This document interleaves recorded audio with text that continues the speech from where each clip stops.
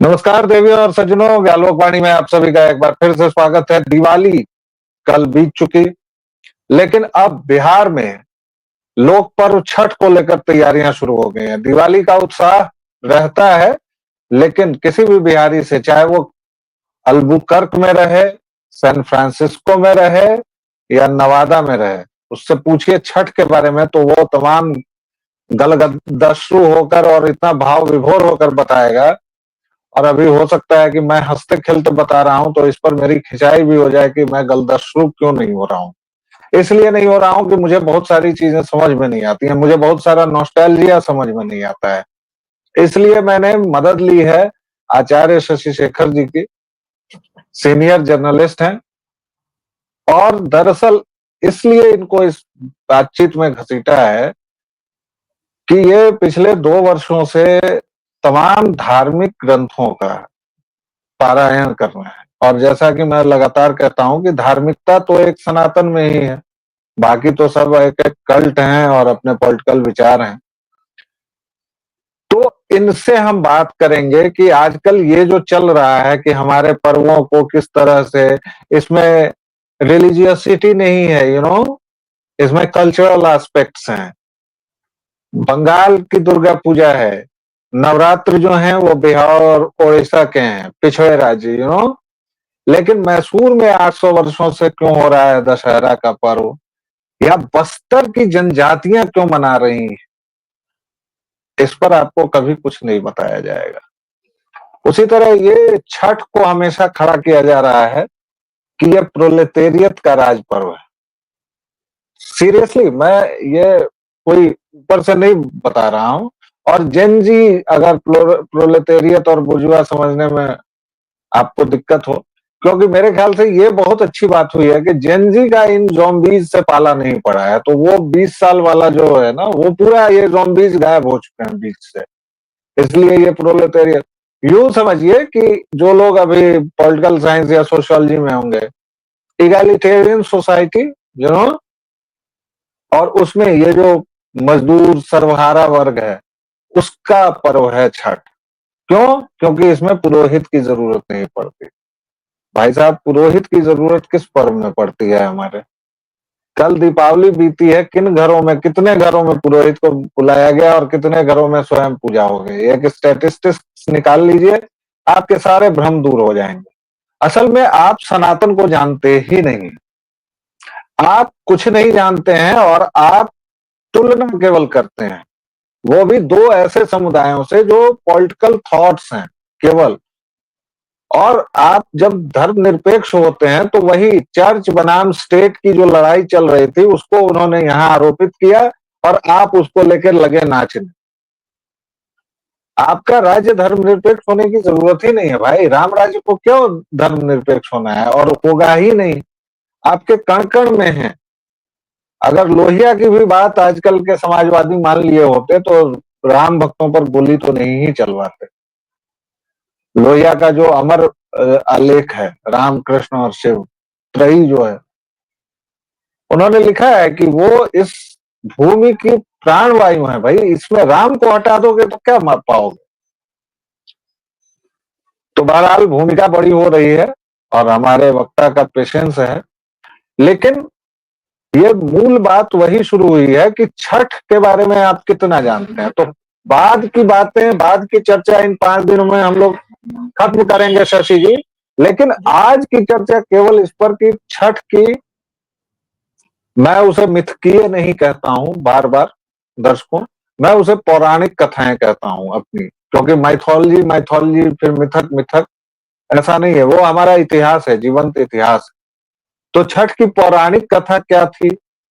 देवसेना आप खोज के लाए हैं, वो कौन है? और ये जो तर्क कुतर्क चल रहा है कि हिंदू त्योहारों से उसकी धार्मिकता को हटाया जाए, इस पर आप कैसे देखते हैं? आज का पूरा वीडियो केवल इस 2 सवाल पर केंद्रित है। Over to you Shashi ji. Thank you व्यालोक जी। आपने लगभग पूरी पृष्ठभूमि जो है बना दी है। और बस पुरानी बातों में आपके सिर्फ एक शब्द मैं जोड़ता हूँ, फिर आगे हम लोग बात करते हैं छठ पर, महापर्व छठ पर। लेकिन जो आपने कहा ना सेकुलरिज्म, धर्मनिरपेक्षता, तो पिछले 20 सालों में जो मैं समझ पाया धीरे-धीरे वो यही समझ पाया कि धर्मनिरपेक्षता भी भारतीय सनातन परंपरा से निकला हुआ ही एक शब्द है।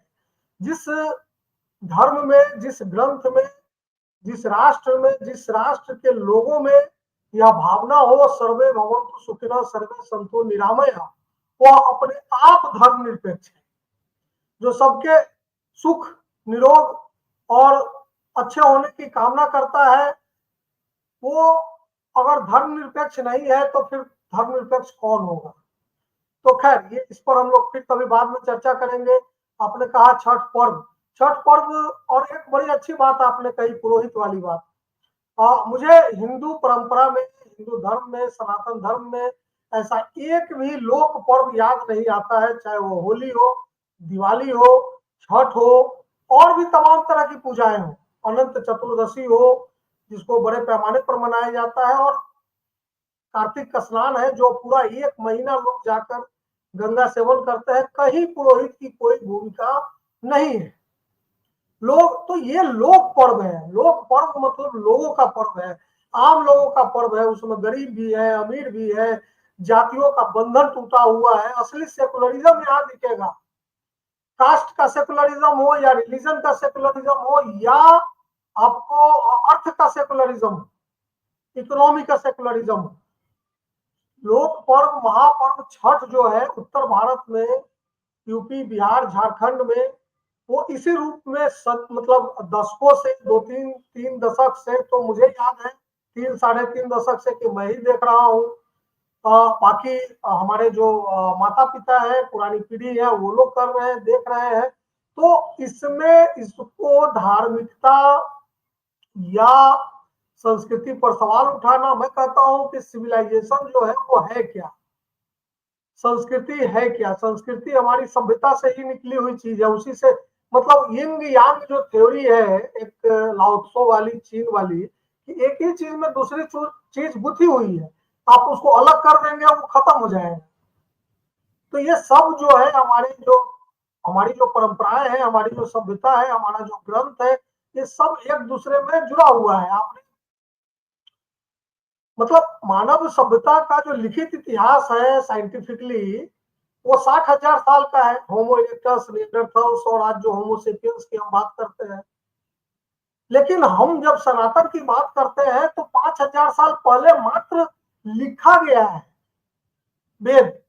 लेकिन जो श्रवण परंपरा में वो कब से आ रहा है, नहीं आ रहा है। 27 वेद, माफ कीजिए, 27 व्यास हुए, और जो आखिरी वाले वेद व्यास जिनको हम जानते हैं, उनसे पहले 27 उस पीठ पर व्यास पीठ माना गया है।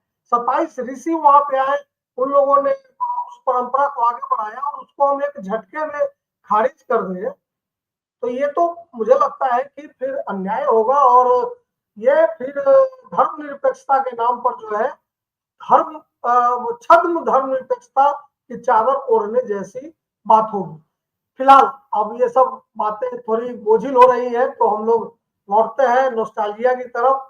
जैसा आपने कहा, हालांकि मेरे भी नेत्र अश्रु पूरित नहीं होते हैं इन सब मुद्दों पर, इसलिए नहीं होते हैं क्योंकि बाजार ने एक बड़ा हमला किया है और उससे अछूता नहीं है। बावजूद इसके बहुत हद तक हमारा ये महापर्व, लोक महापर्व बचा हुआ है। दिक्कत मुझे तब होती है जब लोग नदी तालाब से निकल करके अपने द्वार पर आ जाते हैं, अपने छत पर आ जाते हैं, और रील बनने लगता है, और अमेरिका के किसी नदी के किनारे से बैठकर बहू बेटे घर का वीडियो देखते हैं, और वहां वो नॉस्टैल्जिया फील करते हैं। फिर मुझे इसमें थोड़ी सी दिक्कत होती है। खैर, ये भी एक सांस्कृतिक वही बात है कि जब हम विदेशी पूंजी को स्वीकार करेंगे तो विदेशी संस्कृति का आक्रमण भी उस पर होगा। और ये एक कंपोजिट पैकेज है, पूंजी एक कंपोजिट पैकेज है, उसमें कैपिटल आएगा तो कल्चर भी आएगा, उसको हम रोक नहीं सकते हैं, हमारे बस की बात नहीं है। लेकिन अब हम थोड़ी इसके पौराणिक आख्यान पर चर्चा करते हैं। जैसा आपने एक नाम लिया, देवसेना, ये एक देवी है, भारतीय ग्रंथों में इनका स्कंद पुराण तक में और कई जगह बड़ा जबरदस्त उल्लेख है। दुख की बात यह है, दुख नहीं कहूंगा मैं इसको मैं अज्ञानता कहूंगा, जैसा कि लगभग सभी भारतीय दर्शनों ने कहा है समस्त दुखों का कारण अज्ञानता है।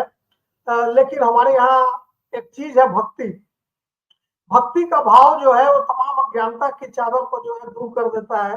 तो अगर सही भक्ति है तो अज्ञानता भी कोई पाप नहीं है, दोष नहीं है, चल जाता है उसमें। मतलब भक्ति भी आपकी नैया पार लगा देगी, ज्ञान हो या न हो। तो ये हमारे पास भी इसके बहुत सारे आख्यान, उपाख्यान और उदाहरण है। लेकिन आज वक्त है और मौका है, छठ पूजा है, तो हम लोग देवसेना की बात करते हैं, हम लोग छठी मैया की बात करते हैं।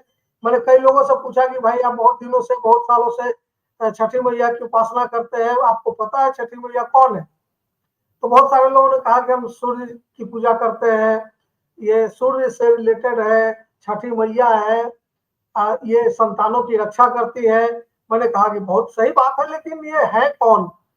ये सारी बातें आपने सही बताई, लेकिन ये कोई देवी तो होंगी हमारे शास्त्रों में, ग्रंथों में, इतना बृहद विशाल हमारे पास ग्रंथ है। तो मुझे कई लोगों से पूछने पर भी ये लगा कि लोग अनजान है, तो मैं क्रेडिट इस आपके व्यालोक वाणी के माध्यम से मैं अपने मित्र एक अजीत मिश्रा है, जो द कर्मा नाम से एक यूट्यूब चैनल चलाते हैं और भारतीय शास्त्रों के गहन अध्येता है। मैंने बहुत कम लोगों को देखा है कि इतनी कम उम्र में वेद और बाकी तमाम वेद, पुराण, उपनिषद और तमाम ग्रंथों पर जो है इतनी जबरदस्त पकड़ उनकी है और इतने कम उम्र में। और मैं वैसे तो पत्रकारिता में जूनियर रहे हैं, लेकिन मैं उनको अपना गुरु मानता हूँ कि उनकी प्रेरणा और उनके बार बार कहने के बाद मैंने पिछले 2 साल में थोड़ा बहुत पढ़ना लिखना शुरू किया इन चीजों को। तो बड़ा आनंद आ रहा है, आनंद आ रहा है, मतलब एक मानसिक शांति का बड़ा अनुभव हुआ है इस मतलब विषम परिस्थिति, विषम काल में भी, जब कोरोना के दौर से पूरी दुनिया गुजर रही थी। तो उन्हीं मित्र की प्रेरणा और थोड़ा बहुत अध्ययन के आधार पर जो मैंने जाना वो ये कि देवसेना असल में ब्रह्मा या प्रजापति दक्ष की मानस पुत्री है। और चूंकि ब्रह्मा ने 12 आदित्य का निर्माण किया था, और इस वक्त जो सूर्य, जिन सूर्य भगवान का, जिनको हम आदित्य भी कहते हैं, सूरजमल भी कहते हैं, अभी छठ पूजा में सूरजमल जैसे शब्द भी आएंगे, वो आखिरी सूर्य है, 12वें सूर्य है, उनकी बहन है। उस नाते चूंकि वो मानस पुत्री है और वो पुत्र है ब्रह्मा के, तो देवसेना उनकी बहन है। और चूंकि ब्रह्मा का ही पुत्र यम है और यमुना भी है, यमी भी जिनको कहते हैं, तो ये यम और यमुना की बुआ देवसेना। और इंद्र ने उनको एक तरह से एडॉप्ट किया था, देवसेना को, और उनका विवाह जो है देवों के सेनापति कार्तिकेय, जो भगवान शिव के पुत्र है, उनसे कराई थी।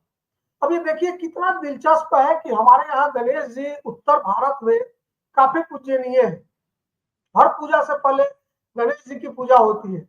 लेकिन आप दक्षिण भारत में जाएंगे तो हर जगह आपको मुरुगन के नाम से भगवान कार्तिकेय की पूजा होती है। और जब भगवान मुरुगन की बात आती है तो साथ में देवसेना भी है, और देवसेना ही असल में षष्ठी देवी है। और चूंकि कार्तिक मास के अमावस्या पक्ष में, जो अमावस्या का वो समय चलता है, उसमें षष्ठी तिथि को हम लोग छठ पर्व मनाते हैं। तो इसीलिए मनाते हैं क्योंकि उनका नाम एक षष्ठी देवी भी है। और चूंकि ब्रह्मा के ही क्रिएटर डाकिनी, शाकिनी, ये सब लोग हैं, जो आपको माना जाता है, ऐसी लोक परंपरा है कि वो बच्चों के ऊपर, मतलब वो बुरी चाहते हैं संतान के लिए, बच्चों के लिए। और उसके ठीक विपरीत देवसेना षष्ठी देवी, छठी मैया जो है, वो संतान का आशीर्वाद देती है, संतानों की रक्षा करती है।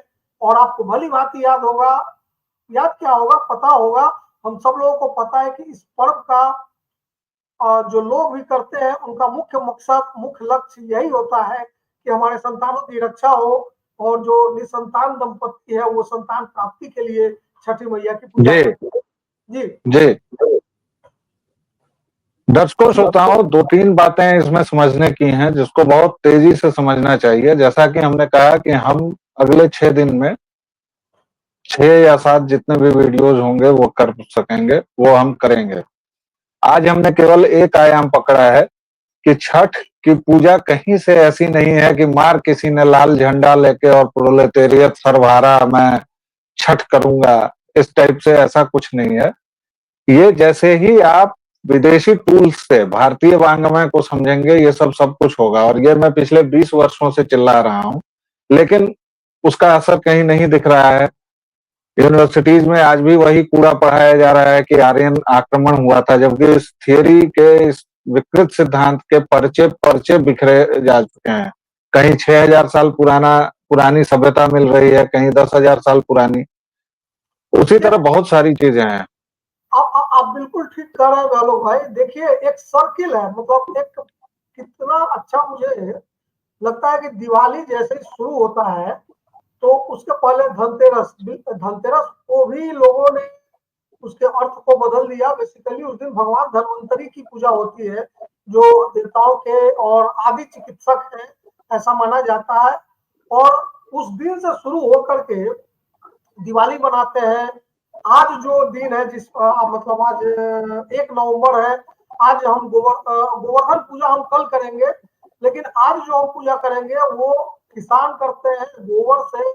बैल, भैंस, गाय, जो हल, आज नरक चतुर्दशी है, नरक निवारण चतुर्दशी भी होगा। वो तो है ही, लेकिन मैं लोक पर्व में जा रहा हूँ कि आज जी। हम गोबर से बैल, भैंस, हल यंत्र जो होते हैं किसानों का, उसको बनाते हैं, उसकी पूजा करते हैं। बैल के सींग में तेल लगाते हैं, खूर में सींग लगाते हैं। उसके बाद फिर यम तृतीया आता है, जिसमें जमकूट कहते हैं, भाई दूज भी उसको कहते हैं। और उसमें बहनें जो है अपने भाई की रक्षा के लिए पूजा करती है। और इन सबका कनेक्शन है। आप देखिए सूर्य, देव सेना जो भाई बहन है, यमी, यमुना, जिनमें मतलब जो बुआ और भतीजा है, भतीजी है, देव सेना बुआ है उनकी। और 3 दिन के बाद जम जम द्वितीया तृतीया के बाद 3 दिन के बाद षष्ठी देवी की पूजा होती है। तो एक पूरा मतलब आपको आरेख मिलेगा जिसमें साफ सफाई, स्वच्छता सबका उल्लेख है। मैंने कल लिखा। इतना ही नहीं, आपको यह भी पता चलता है, इसके पहले अगर आप जाएंगे तो इसके जस्ट पहले जो दशहरा होता है, ये एक वीडियो में समेटी जाने वाली बात नहीं है, इसीलिए मैंने उस विषय को छेड़ा ही नहीं था। क्योंकि दशहरा के जस्ट पहले हम क्या मनाते हैं, पितृपक्ष बीता होता है, महालया, ठीक है, उसमें पितरों को, तो इसलिए जो रंगबाज कहते हैं कि Deepawali is the festival of lights, जश्न चिरागा, और ये उनके लिए उनके लिए मेरे पास एक पौराणिक कथा भी है कि पितर जब लौटते हैं, पितरों को लौटने के लिए उनको हम आतिशबाजी के जरिए रास्ता दिखाते हैं नक्षत्रों की दिशा में, इसलिए उस दिन किया जाता है। अगर कोर्ट में बहस हो तो ये तर्क हो सकता है कि भाई धार्मिक आधार भी है इसका, ऐसा नहीं है। आप ये जो कल्चर, और ये मैं बार बार जो टच करता हूं ना जेनजी को, डार्विन डार्विन का जो बुलबुला सिद्धांत है कि अचानक बुलबुला उठा और अमीबा निकल पड़ा, उसकी धज्जियां उड़ चुकी है आज की तारीख में। जी और बिल्कुल, और लेकिन हम वही पढ़ रहे हैं। नहीं, वो अलग चीज है, पढ़ रहे हैं, ठीक है। लेकिन महर्षि योगी अरविंद ने कह दिया कि भाई ठीक है, अगर बुलबुला उठ के इवोल्यूशन में हम आज यहाँ पहुंचे हैं, डार्विन अगर ये बता सकते हैं तो ये भी बताए कि आज से 5 लाख साल बाद का इंसान कैसा हो, है कोई साइंटिस्ट बताने वाला? अगर एक अमीबा से इंसान इवोल्यूशन के जरिए बन सकता है, मान लिया डार्विन की बात, तो क्या डार्विन या डार्विन के जो फॉलोअर्स हैं मुझे ये सीरीज करने में यही खतरा महसूस हो रहा था बार बार कि हम लोग विषय पर मैं अपने किसी भी वक्ता को नहीं रख पाऊंगा, वो हारमोनियम लेकर इधर उधर निकलेंगे ये जितने भी हैं। बहरहाल दर्शकों श्रोताओं, छठ के मनाने के पीछे धार्मिक कारण है। हमारा कोई भी पर्व, कोई भी त्योहार धार्मिकता से या सांस्कृतिक महत्व से अछूता नहीं है, पर्यावरण से अछूता नहीं है, क्योंकि सनातन एक पद्धति ऐसी है जिसमें जीवन गुथा हुआ है। आप विदेशी टूल से पढ़ेंगे तो आप धर्मनिरपेक्ष होंगे, सेकुलर होंगे, कई तरह के जहनी बीमार हो जाएंगे। इसलिए अभी दिवाली आपने मनाई, छठ की बहुत सारी शुभकामनाएं। अब इस पर कई वीडियोज ऐसे भी आएंगे जिनके लिए आप मेरी कठोर आलोचना भी करेंगे। आप मुझे हो सकता है कि अच्छा आदमी भी ना माने, क्योंकि उसमें मैं बिहार के वो सारे जख्म उधेड़ कर दिखाऊंगा जिसकी वजह से आज हम दो बिहारी ये सारी बातें कर रहे हैं। शशि जी, आपका क्लोजिंग स्टेटमेंट दिए बिना आप मानेंगे नहीं, तो क्लोजिंग स्टेटमेंट दीजिए, उसके बाद हम लोग विदा लेंगे। देखिए, मेरा क्लोजिंग स्टेटमेंट यही होगा कि आप सेकुलर होइए, बिल्कुल होइए, कोई दिक्कत नहीं है, लेकिन सेकुलरिज्म को समझिए। सेकुलरिज्म मैंने शुरू में ही कहा कि सर्वे भवन्तु सुखिनः का देश सेकुलर था, सेकुलर है, सेकुलर रहेगा। लेकिन सेकुलरिज्म का अर्थ यह नहीं है कि आप अपनी आत्मालोचना करिए, या जैसा कि व्यालोक जी ने कहा कि हम किसी और टूल से अपने आप को देखें। हमारे पास इतने टूल्स हैं। जब आप एक लाइन में इतना समझिए कि पूरे विश्व की सभ्यता, दर्शन और अध्यात्म और धर्म जब पैदा ले रहा था, जब भ्रूणावस्था में था, तो हिंदुस्तान का धर्म, दर्शन और बाकी चीजें, अध्यात्म और ग्रंथ, वो मतलब चरमोत्कर्ष पर था। और ये बड़ा दुखद है, आज ही नहीं तब भी, कि हम वेदों की महत्ता को तब समझ पाए जब वो फारसी में अनुवाद होकर यूनान पहुंचा, और यूनान के बाद कहा यूरोप पहुंचा, और वहां से फिर यहाँ हिंदुस्तान आया। कई लोगों ने उसकी आलोचना की, कई लोगों ने माना कि ये तो कमाल की चीज है। और हम आज उसको सिर्फ इस आधार पर, कुछ शब्दों के आधार पर, जिसका इंटरप्रिटेशन करने का की हैसियत मेरी नहीं है, और मैं ये भी कह सकता हूं कि तमाम पढ़े लिखे लोगों की नहीं है। इसलिए मैं आज के लिए एक टास्क भी दे देता हूं कि अगले वीडियो के पहले तक आप हिरण्यगर्भा शब्द का अर्थ समझकर आइए, खूब गूगल करिए और उसको समझिए कि हिरण्यगर्भा क्या है। डार्विन की सारी थ्योरी बुलबुले की तरह फट कर रह जाएगी। तो बस इतना ही आज क्लोजिंग स्टेटमेंट में। व्यालोक जी, मेरी तरफ से आपकी आवाज नहीं आ रही है, आपकी आवाज नहीं। अब मैं अपने वक्ता जी का धन्यवाद दूंगा ही आप सभी की तरफ से, और अगले वीडियो को देखिएगा जरूर। छठ पर जो सीरीज हम लोग कर रहे हैं वो खास तौर से बिहारी और जेनजी के लोग जरूर देखें, आपको पता चलेगा कि मैं क्यों ये बात कह रहा हूं। तब तक व्यालोक वाणी को अपना प्रेम और स्नेह देते रहें। प्लीज शेयर, लाइक और सब्सक्राइब कीजिए। Thank you very much. जय सिया राम। जय छठी मैया।